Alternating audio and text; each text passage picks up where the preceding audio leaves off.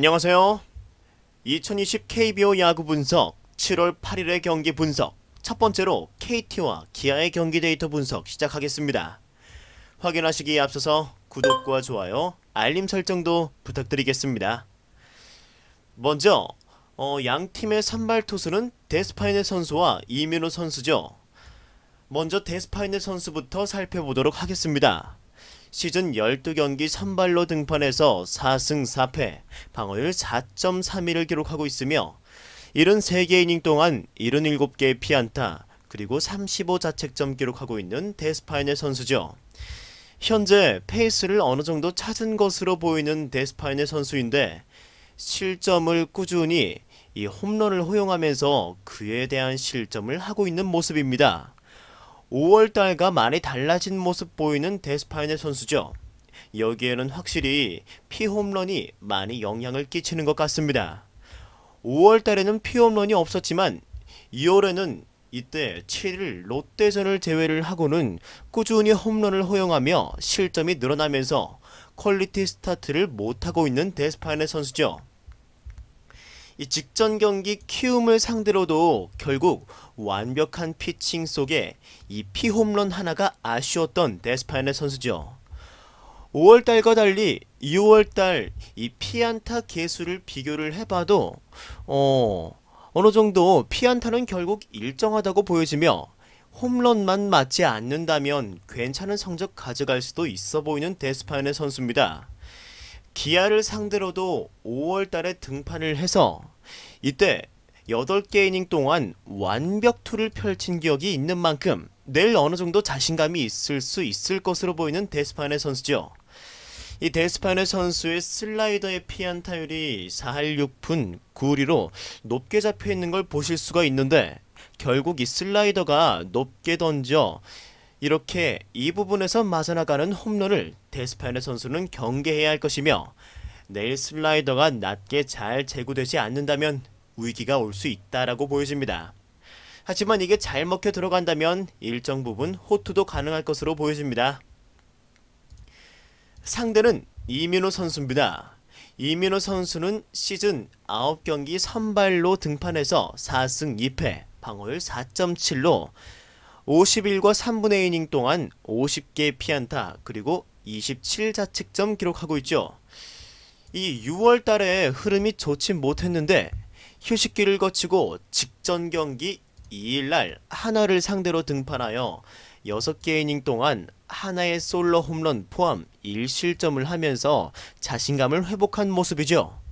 또한 이민호 선수가 홈에서는 등판을 한다면 홈에서 등판한다면 전승을 하였던 만큼 자신감이 있을 것으로 보이죠. 하지만 상대가 KT네요. 6월 11일 KT를 상대로 이때 이민호 선수는 악몽이죠.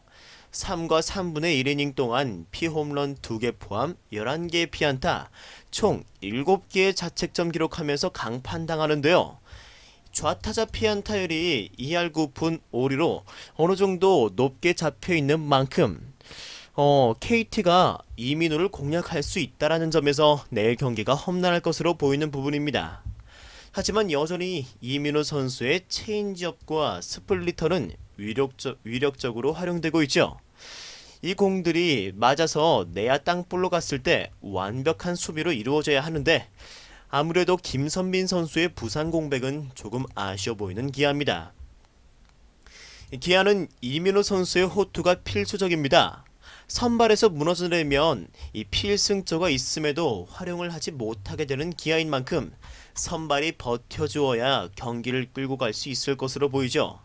하지만 상대가 KT고 선발이 데스파이네인 만큼 기아는 내일도 난항을 겪을 것으로 보이며, 최근 KT의 불펜에서 주건과 유원상이 활약해주는 만큼 데스파이네가 7이닝을 던져준다면 KT가 물오른 타격감을 기반으로 이민호를 어느정도 무너뜨리고 점수를 굳혀갈 수 있을 것으로 보입니다.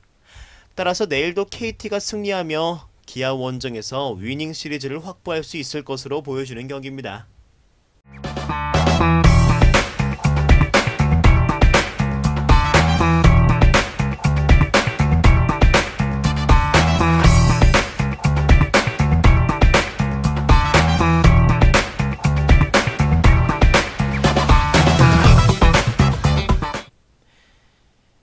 이어서 NC와 SK의 경기 데이터 분석 시작하겠습니다. 양 팀의 선발 투수는 이재학 선수와 이건욱 선수죠. 먼저 NC의 이재학 선수의 데이터 함께 살펴보시겠습니다. 이재학 선수는 올 시즌 10경기 선발로 등판해서 3승 3패, 방어율 5.71을 기록하며 50과 3분의 1이닝 동안 55개의 피안타, 그리고 32자책점 기록하고 있습니다. 2월에는 1승 3패 기록하고 있으며 직전 2경기에서는 노디 시전이었지만 볼넷을 7개 포함하여 10개 이닝 동안 12개의 피안타, 그리고 7개 실점을 하며 강판당했던 이재학 선수죠.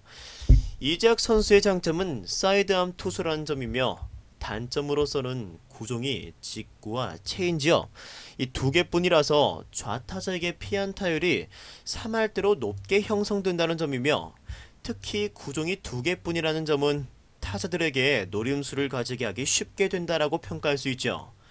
게다가 최근 흐름이 좋지 못한 이재학이 타격감이 조금씩 개선되고 있는 SK를 상대로 얼마나 버텨줄 수 있을지 확실하지 않지만, 결국 테이블 세터에서 걸어나가는 횟수가 늘어난다면 스스로 위기를 자처하고 또 실점을 할 수 있는 이재학 선수라고 보여집니다.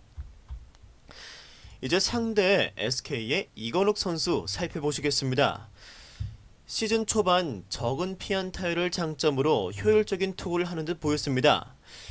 2월에도 아무래도 실점을 많이 하는 경기가 많지는 않았지만 이 볼넷이 꾸준히 증가하는 추세를 보여주었죠. 게다가 이 적은 피안타율이 받쳐주지 않았다면 볼넷이 악재를 가져올 수도 있었던 그런 여지를 충분히 주는 피칭을 했다라고 평가할 수 있습니다. 실제 이 삼성과의 경기 직전 경기에서도 볼넷 4개를 포함하여 4와 3분의 1이닝 만에 8개의 피안타 3실점으로 강판당했으며 패전 투수가 되고 말았죠. 하지만 여전히 이건욱 선수는 좌타자에게도 그리 약한 모습 보여주지 않으며 우타자에게는 1할 9푼 6리라는 꽤 안정적인 그리고 인상적인 피안타를 보여주며 시즌을 끌어가고 있는 이건욱 선수입니다. 여기에는 이 선수의 체인지업이 큰 역할을 하고 있다고 보여지네요. 직구 또한 타자의 눈에 들어오는 높은 위치로 공이 잘 들어가면서 타자의 헛스윙 또는 범타를 잘 유도하고 있다고 보여지네요. 결국 양팀 선발 투수 모두 이러한 늘어나는 볼넷의 개수를 극복해야만 좋은 피칭을 할 수 있을 것으로 보입니다. 양팀의 악재는 또다시 불펜이죠. 먼저 원종현 선수는 최근 세이브를 올리기는 했지만 이틀 연속 등판하여 실점을 하였으며, 나머지 불펜 상황도 최근 아주 좋지 못한 피칭 보여주면서 불펜에 대한 신뢰도가 바닥을 쳐버린 NC입니다.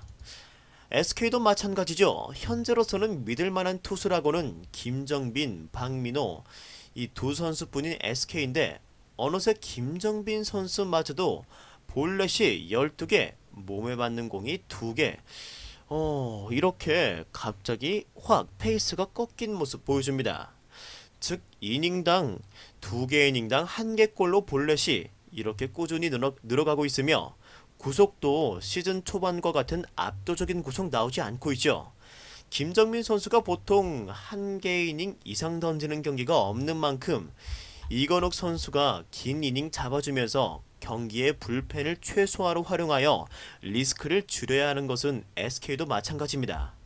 하지만 상대는 NC이고 이건욱 선수는 NC를 상대로 5개의 실점 경기를 한 기록이 있으며, 이재학 선수 또한 6월 2일 SK를 상대로 이때 7개의 실점을 한 상대 전적 가지고 있죠. 따라서 양팀 선발 투수 모두 기대를 하기에는 부족함이 있다고 보여지며 불펜 또한 많이 활용이 되어야 하는 경기일 듯 보입니다. 즉 양팀 마운드의 부실함에 따라 다득점의 접근이 더 좋을 듯 보여지는 그러한 경기라 말씀드릴 수 있습니다. 이어서 같은 날에 LG와 그리고 두산의 경기 데이터 분석 살펴보겠습니다. 양팀의 선발 투수는 켈리 선수와 박종기 선수죠. 먼저 LG의 켈리 선수의 데이터 함께 살펴보시겠습니다. 켈리 선수는 시즌 10경기 선발로 등판해서 3승 3패, 방어율 4.89를 기록 중이며 57개 이닝 동안 63개 피안타, 그리고 30일 자책점 기록하고 있죠. 켈리 선수는 이상하게 확고한 패턴을 꾸준히 보여주고 있습니다. 5월 10일 이때 첫 경기부터 한 번 못 던지고, 그리고 그 다음에는 6월 16일 키움과의 경기에서는 또 무실점 피칭으로 좋은 모습 보여주고, 꼭 이렇게 좋았다 나빴다 좋았다 나빴다 이런 패턴들 10경기째 반복해서 던지고 있죠. 6월 20일 두산과의 경기에서는 이때 직전 경기에서 패전 투수가 되긴 했지만 7이닝 동안 3개의 실점, 퀄리티 스타트를 해주었던 켈리 선수입니다. 하지만 2일날 7월 2일 KT를 상대로 다시 퀄리티 스타트를 기록한 켈리 선수가 아무래도 이때 기록을 기반을 하면은 다시 못 던지는 패턴을 보여주는 날이 되었는데, 내일 잘 버텨줄 수 있을지가 의문이 듭니다. 켈리 선수는 전반적으로 피안타율이 조금 높게 형성되어 있습니다. 좌우 타자에게 특히 치우쳐져서 이렇게 안타를 맞고 있지 않으며 여전히 낮게 꼽혀 들어가는 평균 구속 146.1의 빠른 공은 위력을 과시하고 있으며 커브 또한 준수하게 활용되고 있다고 보여지네요. 이제 상대인 박종기 선수 살펴보도록 하겠습니다. 두산의 박종기 선수는 시즌 4경기 선발 등판해서 방어율 3.79, 1승 1패를 기록하고 있으며 19개 이닝 동안 18개의 피안타, 그리고 8개의 자책점, 16개의 탈삼진 기록하고 있습니다. 6월 20일 이때 LG를 상대로 어느 정도 호투를 해준 기록이 있고요. 그리고 또 이어진 NC와의 경기에서도 어느 정도 호투를 하며 막아준 기록이 있죠. 하지만 직전 키움 경기에서 이때 키움과의 경기에서 심판의 콜이 이점을 얻지 못하면서 이 만족스러운 볼 판정이 나오지 않아서 흔들리게 되고 결국 3개 이닝 만에 7개의 피안타, 그리고 볼넷이 3개, 3실점으로 강판당하고 말았습니다. 하지만 여전히 좌타자에게 1할 8푼 4리로 강한 모습 보여주고 있는 박종기 선수인데요. 피안타율이 이렇게 낮게 형성되어 있고 여기에는 이 선수의 커브가 큰 역할을 하고 있다고 보여집니다. 박종기 선수의 커브는 스트라이크 존 안으로 형성이 되면서 카운트를 잡는 데 활용이 되는 구종으로 여겨지고 있으며 박종기 선수 또한 이러한 구종에 자신감이 있어 적극 활용이 되고 있다고 보여지죠. 실제 현재 아직까지 커브에 대한 피안타율은 6푼 8리에 머물러 있으며 내일도 커브는 주요한 무기가 될 수 있을 것으로 보여집니다. 양 팀의 핵심은 불펜이죠. 먼저 LG는 최근 진해수, 그리고 정우영, 여건욱 등 원래 잘해주던 선수들의 믿음이 일정 부분 사라진 상태이며 두산은 보시다시피 불펜에 확고한 자원이 아직 없다 보니까 타자들의 라인업이 확고한 만큼 불펜 투수의 로스터를 투자하여 많은 선수를 운영하고 있는 실정이죠. 최근 들어 이 선수들 중에서 최지선 선수가 148에 빠른 공을 뿌려가며 활약을 해주고 있는 것을 제외를 하면 여전히 두산도 불펜에서 힘겹게 버티고 있다고 보여집니다. 1차전에서는 김현수 선수가 좋은 타격감 보였고요. 그리고 라모스 선수도 홈런 맛을 다시 본 LG였죠. 타격에서 득점을 하는 데는 성공하였다라고 볼 수 있습니다.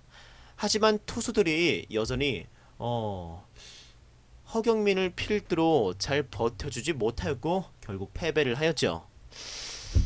2차전도 마찬가지로 득점이 많이 날 것으로 예상이 됩니다. 켈리 선수가 두산을 상대로 7이닝 동안 3실점을 한 기록이 있지만 현재 두산은 당시 두산보다 라인업이 보강되어 있으며 박종기 선수도 기대 이닝이 6에서 7이닝인 만큼 경기 후반 불펜들의 방어가 일정 부분 있을 것으로 보입니다. 따라서 내일 켈리와 박종기의 리매치는 결국 이 불펜에서 승패가 갈리면서 다득점의 양상이 나올 것으로 보이는 경기라고 말씀드릴 수 있습니다.